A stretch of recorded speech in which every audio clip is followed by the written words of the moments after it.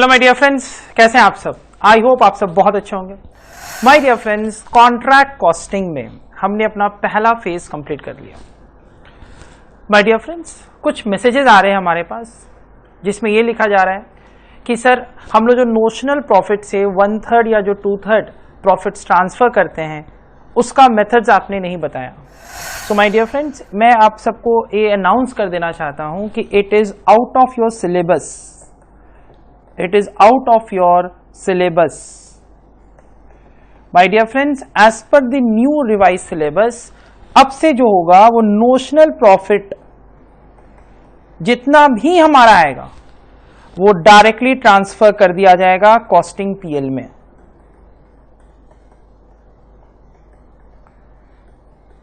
So there is no more reserve creation.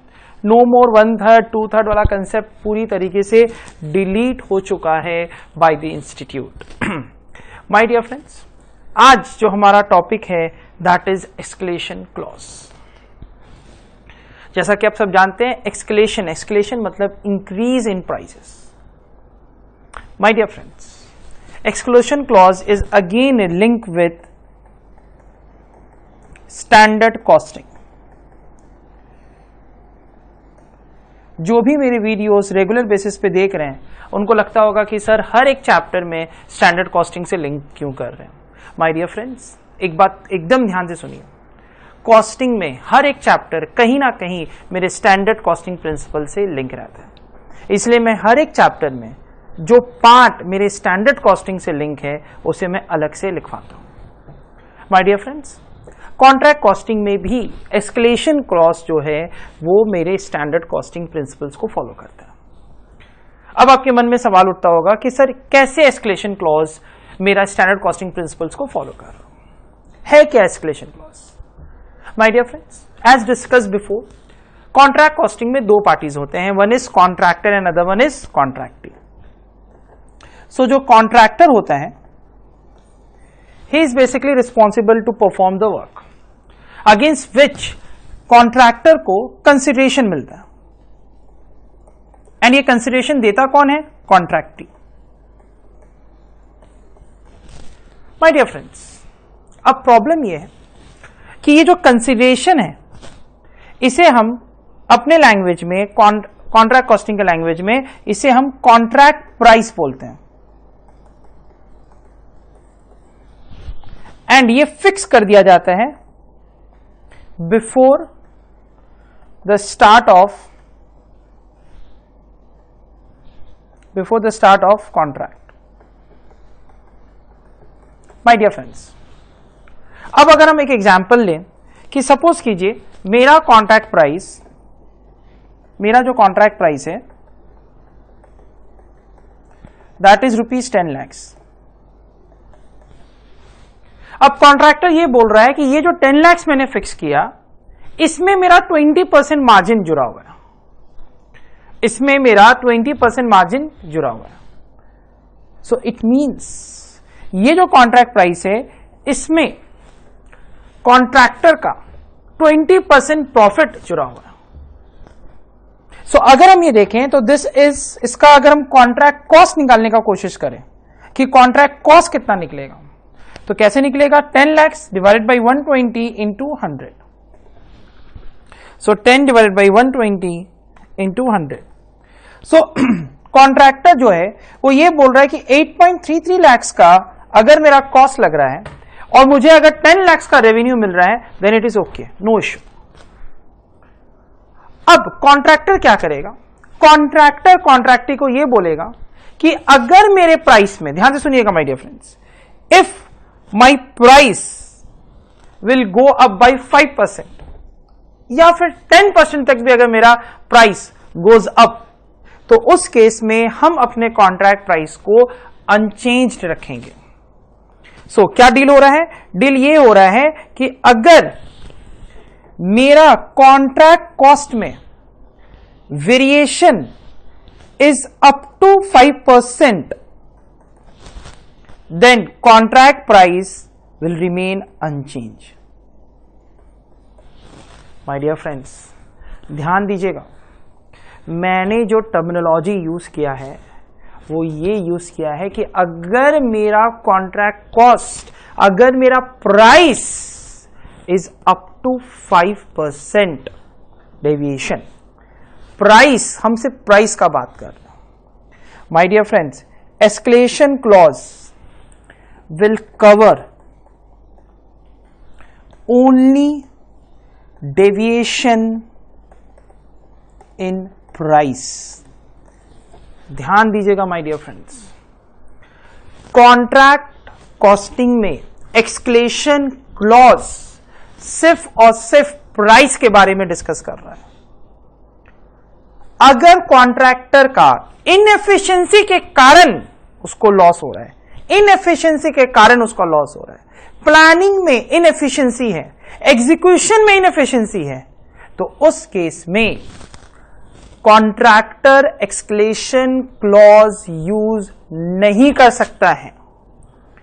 फिर से सुनिए my dear friends, escalation clause only link with price. अगर आपके price में कुछ चेंजेस हो रहा है due to inflation which is beyond contractor's control, तो उस केस में कॉन्ट्रैक्टर एस्केलेशन क्लॉज डाल सकता है अपने कॉन्ट्रैक्ट में। बट एस्केलेशन क्लॉज कॉन्ट्रैक्टर का इनएफिशिएंसी को टोटली इग्नोर करता है। So under escalation clause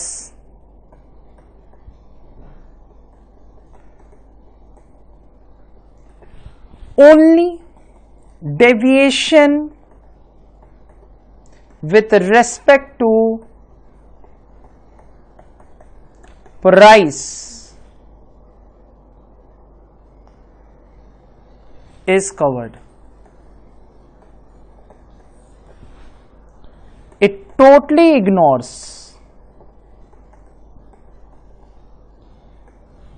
inefficiency of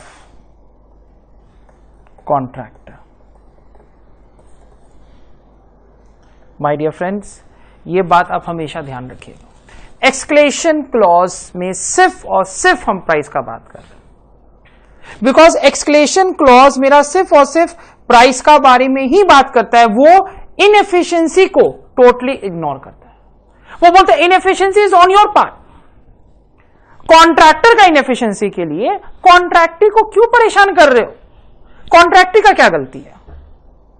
but अगर प्राइस चेंज हो रहा है, मटेरियल का, लेबर का, ओवरहेड का, अगर प्राइस चेंज हो रहा है and that too be because of inflation. अगर हम ये एग्जांपल में ले, हम बोल रहे हैं कि मेरा जो एक्सपेक्टेड इन्फ्लेशन था दैट इज 5%। कॉन्ट्रैक्टर कॉन्ट्रैक्टी दोनों ने ये डिसाइड किया कि भाई 5% तक ही इन्फ्लेशन होगा। So contractor is ready to bear the loss up to 5%. But actual में inflation rate 8% आ गया। अब कॉन्ट्रैक्टर कॉन्ट्रैक्टी को ये बोल रहा है कि भाई देखो 5% तक तो मैंने लॉस बियर किया, बट जो रिमेनिंग 3% है उसका लॉस कौन बियर करेगा? वो तो मैं अपने घर से नहीं दूंगा, है ना? तो वो अपने घर से क्यों देगा भाई कॉन्ट्रैक्टर? क्यों नहीं देगा? बिकॉज वो उसके बियॉन्ड द कंट्रोल है। Inflation can not be control by contractor. So contractor किसके पास जाएगा? वो कॉन्ट्रैक्टर के पास जाएगा। वो ये बोलेगा कि भाई अप टू 5% हमारा बात हुआ था, और अप टू 5% हम बियर कर रहे हैं लॉस को, बट जो रिमेनिंग 3% है उसके लिए तुम मेरे कॉन्ट्रैक्ट प्राइस में रिविजन लाओ। मेरे कॉन्ट्रैक्ट प्राइस को प्रोपोर्शनेटली तुम वो 3% से इंक्रीज करो। एंड कॉन्ट्रैक्टी को ऐसा करना होगा। इसलिए हर एक कॉन्ट्रैक्ट में which is related to contract costing, उसमें एस्केलेशन क्लॉज डाला जाता है। उसमें लिखा जाता है कि एक प्राइस रेंज के बियॉन्ड अगर प्राइस चेंज हो रहा है तो वो जो प्राइस चेंज हो रहा है वो कॉन्ट्रैक्टी बियर करेगा एंड अकॉर्डिंगली कॉन्ट्रैक्ट प्राइस को रिवाइज कर दिया जाएगा। अब माय डियर फ्रेंड्स ध्यान से सुनिए, कैसे इसमें स्टैंडर्ड कॉस्टिंग लिंक है। माय डियर फ्रेंड्स, अगर हम ये कहें कि मेरा प्राइस पहले से ही फिक्स किया जा रहा है, मुझे पता है कि ये मेरा स्टैंडर्ड प्राइस है, बट एक्चुअल प्राइस तो कुछ और हो। एंड हम क्या करेंगे, हम एक्चुअल प्राइस को स्टैंडर्ड प्राइस से कंपेयर करेंगे। हम देखेंगे कि मेरा जो स्टैंडर्ड है वो मेरे एक्चुअल के बराबर है कि नहीं, और अगर नहीं है तो वो क्यों नहीं है।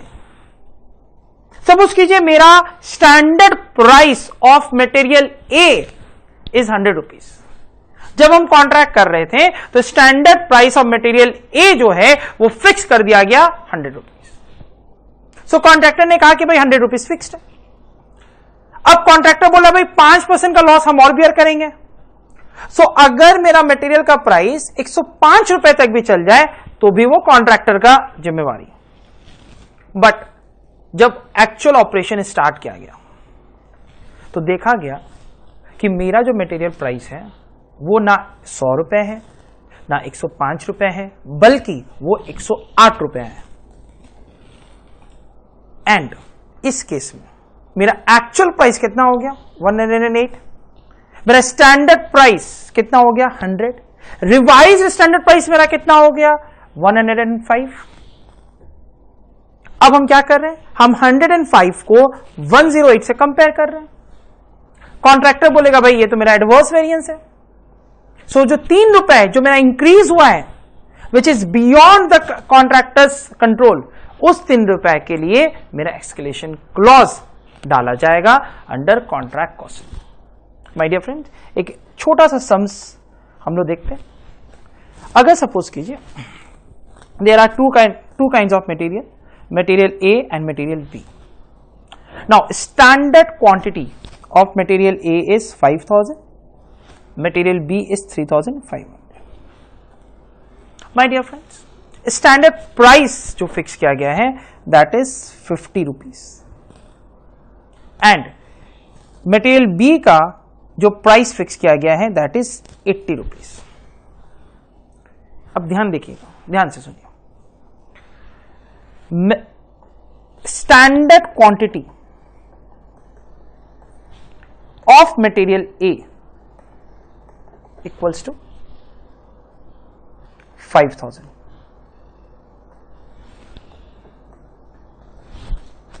Actual quantity of material A equals to 5050। My dear friends, इस केस में ध्यान दीजिएगा, आपका स्टैंडर्ड क्वांटिटी है 5000, आपने लगाया है 5050, ज्यादा लगा लिया आपने, क्वांटिटी आपने ज्यादा लगाया। इस केस में क्वांटिटी डिफरेंस है एंड ये बिकॉज ऑफ इनएफिशिएंसी प्लानिंग। आपका जो क्वांटिटी ज्यादा लगा है उसमें प्राइस कहां से आता है? आपने बताया 5000 क्वांटिटी लगेगा, आपने लगा दिया 5050 क्वांटिटी। वो तो आपकी गलती है, आपकी इनएफिशिएंट प्लानिंग है, क्योंकि आपने प्लानिंग ठीक से नहीं किया, आपने एग्जीक्यूशन ठीक से नहीं किया and that is the reason कि आपका 50 क्वांटिटी ज्यादा लगा है। एंड इस केस में कॉन्ट्रैक्टर एक्सक्लेशन क्लॉज को नहीं डाल सकता sir. There is no escalation clause in this case. क्यों? Because it is due to inefficient planning. Inefficient planning या इनएफिशिएंट एग्जीक्यूशन में आप एक्सक्लेशन क्लॉज नहीं यूज कर सकते हो my dear friends. So material A के रेस्पेक्ट में जो कॉस्ट कॉन्ट्रैक्टर का इंक्रीज हो रहा है उसका लॉस के लिए आप कॉन्ट्रैक्टिव के पास नहीं जाओगे। एंड माय डियर फ्रेंड्स, ध्यान से देखिए सम्स में, अगर हम मटेरियल बी का बात करें तो मटेरियल बी में 3500 लगना था, लगा 3450। दिस इज एब्सोल्युटली करेक्ट, कोई दिक्कत नहीं। हाउएवर अगर हम प्राइस को कंपेयर करें तो मटेरियल ए में 50 रुपया लगना था, लेकिन लगा कितना 48। henceforth there is no exclusion clause with respect to material A। Material B में भी 80 रुपया लगाना था, लगा 79। again there is no escalation clause in this case also. So with respect to material there is no escalation clause. Material A में जो ज्यादा quantity लगा that is because of the inefficient planning and उसका पूरा loss contractor beer करेगा. Clear है? अब आते हैं वेजेस में, लेबर में. अब कॉन्ट्रैक्टर बोल रहा है there are two labours X and Y. X का स्टैंडर्ड आवर्स कितना है 2000, वाई का स्टैंडर्ड आवर्स कितना है 2500. ध्यान दीजिएगा माय डियर फ्रेंड्स, एक्स ने काम कितना किया 2100 घंटा. सो आवर्स भी आपने ज्यादा यूज किया, एक्स में आपने आवर्स ज्यादा लगाया, इसके लिए भी एक्सक्लेशन क्लॉज नहीं यूज किया जाएगा. आवर्स ज्यादा लगाना इट शोज कि आपके लेबर्स इनएफिशिएंट है and that is the responsibility of contractor. Contractor इस केस में आपको कोई भी हेल्प नहीं करेगा. With respect to labour Y, ध्यान दीजिएगा, labour Y is your efficient labour because 2500 की जगह उसने 2450 आवर्स में ही वो काम कंप्लीट कर दिया. So there is no issue with respect to labour Y. But with respect to labour X ये टोटली इनएफिशिएंट है एंड इस इनएफिशिएंट के कारण आप कॉन्ट्रैक्टी को चार्ज नहीं कर सकते. बट माय डियर फ्रेंड्स ध्यान से देखिए, लेबर एक्स को हम 70 रुपीज पे करने वाले थे बट हमने पे किया 72 रुपीज. माय डियर फ्रेंड्स यहां पर आपका प्राइस जो है वो इंक्रीज हुआ है एंड इंक्रीज इन प्राइस अगर है तो उस केस में आप एक्सक्लेशन क्लॉज लगा सकते हो. So with respect to material X मेरा एक्सक्लेशन क्लॉज लगेगा यहां. क्यों? 2 रुपए से मेरा प्राइस ज्यादा लगा. माय डियर फ्रेंड्स क्लियर रखिएगा, एक्सक्लेशन क्लॉज के लिए आपको सिर्फ और सिर्फ प्राइस चेक करना है. सो मटेरियल ए में क्वांटिटी ज्यादा लगा, inefficient planning, no escalation clause because there is no change in price. In fact actual price कम है स्टैंडर्ड से.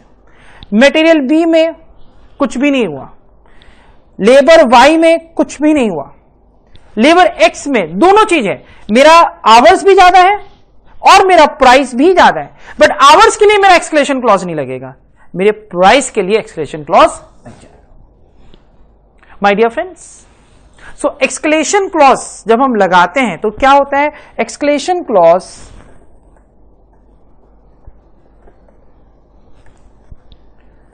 will be treated as an income for contractor. ये एक इनकम की तरह ट्रीट किया जाएगा. जैसे इस केस में मटेरियल एक्स में 2000 इंटू 2 रुपीज, 2000 इंटू 2 रुपीज 4000 से कॉन्ट्रैक्ट प्राइस इंक्रीज हो जाएगा. क्लियर है my dear friends? My dear friends ये था हमारा escalation clause. My dear friends contract costing में इसके अलावा और कोई भी टॉपिक नहीं बचता है. WIP भी हमने डिस्कस किया है ब्रीफ में. नेक्स्ट लेक्चर में हम नया चैप्टर स्टार्ट करेंगे प्रोसेस कॉस्टिंग एंड उसका पहला हाफ में मैं WIP के बारे में आप सबको बता दूंगा. My dear friends, with this I am going to end this lecture. Thank you so much for watching KS classes. And my dear friends, if you are really liking my videos, then please do like, do share and do comment. Thank you so much for watching.